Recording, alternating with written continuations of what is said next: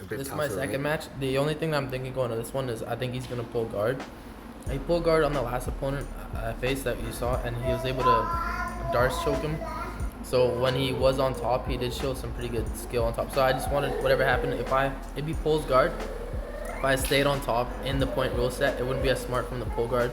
Because like as Danner says, pressure over time is just the surest way to win. So anything I was doing, I just wanted to stay on top. That was my priority, and expect him to pull guard.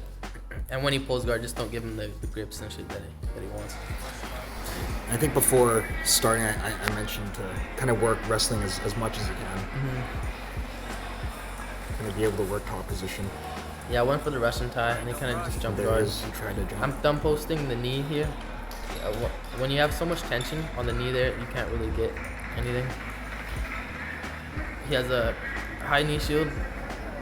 That's sometimes hard to get past. So a way that I like to deal with it is just go into the high step. From high step, because he was coming into me, I went to the overback series. Yeah, it's just a patience game from here. Yeah, there's certain things that I had a problem from here because now, see, he re-guarded it and was able to get his left knee in, and eventually I just wasn't able to secure the points from here. But overall, I was still able to have this as a reset. See, I'm using this position as pretty much as a reset off of any pass, what happens. But now here, I hook it instead, and I don't, because now I'm thinking when I'm hooking it rather than the ankle, it's going to be easier for me not to have that knee inside. But now that the knee doesn't come inside, now he goes turtle. So two different problems. I've troubleshooted it already, but one was he went turtle, one he got the knee in.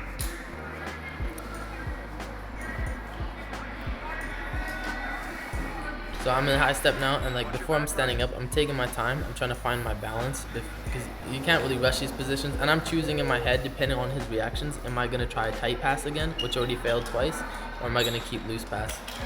Let's go. There, I know he's gonna roll because he just rolled the last time, so I went to chase it to the back. That was nice. Yeah, it was a fun sequence. I was shouting to like get your hooks in to get those points.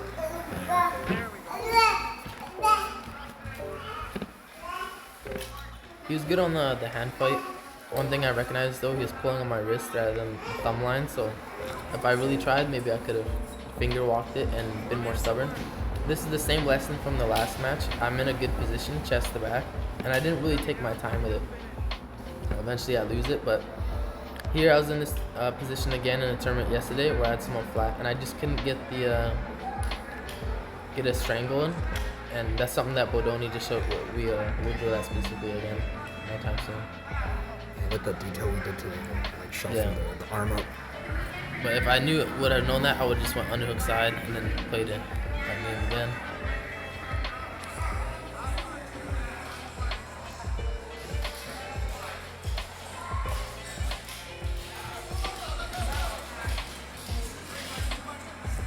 So just constant. I was able to use the figure four grip for the back take there.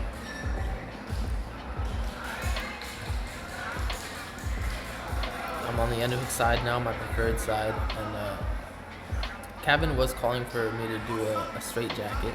I didn't do a straight. I went for what Danner would call it the auxiliary system, like arm bars, triangles, which is a mistake on my part because it was still early in the match. I could have did straight jacket stuff for a while.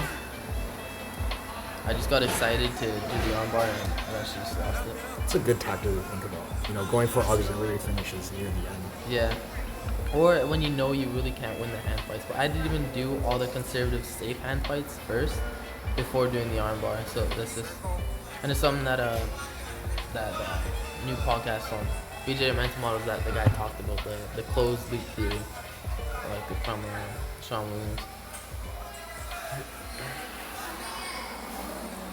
So now that I'm back here, I'm in the split squat rather, because high step is good, but high step is hard closing that space afterwards. So I'm trying to pass from split squat now rather, so I could get chest to chest, so that when I'm passing, I could be more in a position that I want to be.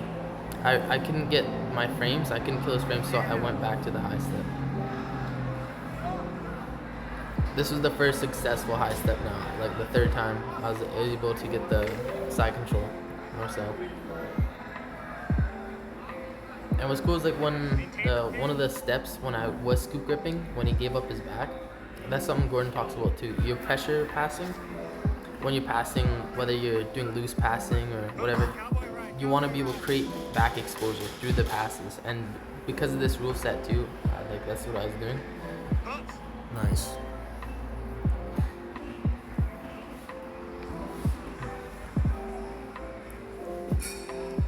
Here I have one hook, my right hook. I'm gonna try to make my right hook a long hook rather than a short hook. When it's a short hook, it's a little easier to beat. There, I shift my weight, and now it's long, so he's not able to thread through. What Kevin's telling me to do is wait for the roll through when he tries to get up, and I was able to get the bolo and just get more points. It's a very specific back take from the single hook, depending on if they're giving you a reaction. I kind of forced it there, but usually like the better game to do would probably be to break him down. From the seatbelt, I gave it up. I wanted to go arm triangle or go any other submission. I just didn't have confidence, I guess, in my back attack there, and which is something why we were doing the converting the overhook to the other side as a drill now. I'm running out of time. It goes Delihiva. I put pressure on the knee again, but this time I go cross ashi. Nice. Why'd you decide to go to cross ashi? Because the time's low, I'm just trying to get a submission. But cross ashi is good for a passing position as well.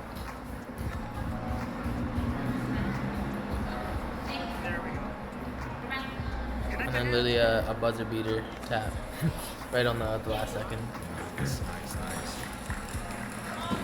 So both matches, even though like I was ahead in points, they're pretty like opportunistic finishes. I wasn't able to finish from mount or back. That's something I need to work on more. So just doing positionals from those positions. And what I learned from this match was like using the high step as a reset and as a checkpoint. Just how Gordon talks about using half guard as a checkpoint. Like if you set and you're comfortable in that position, where one's V gripping the armpit, one's grabbing the ankle, there's really not many options that he can do to off balance. And I feel like people now, like, because high stepping's pretty new, it's the guard retention, the amount of stuff that you know defensively from that position is pretty low compared to like a regular half guard, or that's why I'm favoring going there too. And it just creates a lot of back exposure because it invites leg locks too. So and then you're playing the bolo game, you're playing all that, the other things. And when you watch a lot of like B team guys, seems like most of the passing that they're doing is high stepping, and then in moments of opportunities they're going for tight passing, because if you force tight passing too much, it's such a tiring game holding them, especially in a tournament. Like even just holding someone's back in a tournament, like if you guys competed before, you know like that using all that isometric strength, it's like you just gas out. So I really like passing this way, loose passing, because even though I had to pass so much, I wasn't tired at all because my opponent was working much harder. I was just walking around, threatening the J point. Yeah.